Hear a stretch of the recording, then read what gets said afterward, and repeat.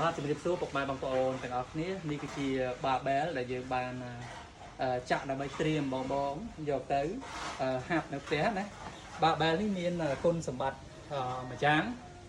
គឺវាអត់ចាំបាច់ដកដាក់មួលចុះមួលឡើងដោយអាបាបែលនៅជីមនេះបាបែលនៅជីមដែលយើងធ្លាប់មានបទពិសោធន៍ហាត់កន្លងមកគឺយើងដូរគីឡូដកដាក់ប៉ុន្តែនេះបងប្អូនទិញតែ4ដើមទៅមាន2គីឡូស្រាលរហូតដល់គីឡូធ្ងន់អញ្ចឹងណាបងប្អូនចាប់យកម្ដងហាត់តែម្ដងអញ្ចឹងវាចំណេញពេលបើសិនជាយើងទិញអាដកដាក់ហ្នឹងនៅពេលដែលបងប្អូនដូរឡើងចំណាយពេលដូរហ្នឹងណាបងប្អូនត្រូវចំណាយពេលហាត់យ៉ាងហោចណាស់ក៏2ម៉ោងប៉ុន្តែបើយើងទិញអានេះតែ4ដើមយើងលើកហាត់យើងចំណេញហើយអា1ម៉ោងហ្នឹងបងប្អូនយកទៅរកស៊ីប្រកបមុខរបរផ្សេងហ្នឹងគឺចំណេញថាពេលវេលាជាមាសប្រាក់ទី2អានេះវាធំវាអត់ស្ដើងដូចអាបាបែលដែលយើងចាក់ស្ដើងណាអាហ្នឹងវាងាយបែកអានេះវាក្រាស់ហ៎ដល់ពេលក្រាស់អញ្ចឹងវាងាយបែកអញ្ចឹងហើយវាហាត់បានយូរ